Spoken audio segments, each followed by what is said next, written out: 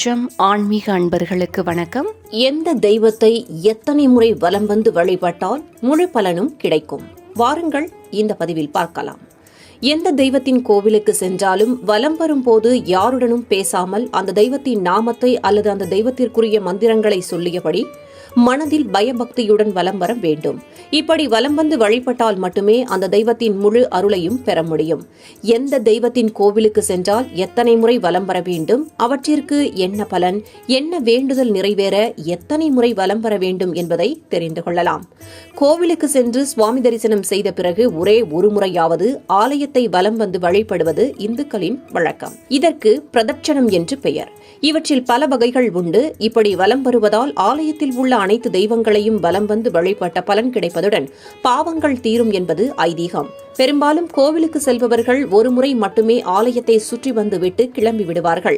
ஒரு சிலர் 3 முறை வலம் வருவதை வழக்கமாக கொண்டிருப்பார்கள். ஆனால் ஒவ்வொரு தெய்வத்துக்கும் எத்தனை முறை வலம் வந்து வழிபட வேண்டும் என்று விதி உள்ளது.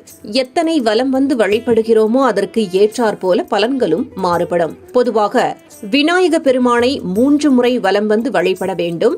சனி பகவானை 7 முறை வலம் வந்து வழிபட வேண்டும். சூரிய பகவானை 2 முறை வலம் வந்து வழிபட வேண்டும். ராமர், கிருஷ்ணர் மற்றும் பெருமாளை 4 முறை வலம் வந்து வழிபட வேண்டும். துர்க்கையம்மனை வழிபடுபவர்கள் ஒரே ஒரு முறை மட்டும் வலம் வந்து வழிபட வேண்டும். சிவபெருமானை வழிபடுபவர்கள் சோமசூக்த பிரதட்சண முறை எனப்படும் அரைவட்ட வடிவில் வலம் வந்து பிரதட்சணம் செய்வது சிறப்பானதாகவும், அதுவும் பிரதோஷ காலத்தில் இந்த சோமசூக்த பிரதட்சண முறை என்பது மிகவும் விசேஷமானது. ராமபக்தரான அனுமனை வழிபடுபவர்கள் 3 முறை வலம் வந்து வழிபட வேண்டும். முருகப்பெருமானை 6 முறை வலம் வந்து வழிபட வேண்டும். நவக்கிரகங்களை வழிபடுபவர்கள் 9 முறை வலம் வந்து வழிபட வேண்டும். மகாலட்சுமி தாயாரை 5 முறை வலம் வந்து வழிபட வேண்டும். அரச மரத்தை 7 முறை வலம் வந்து வழிபட வேண்டும்.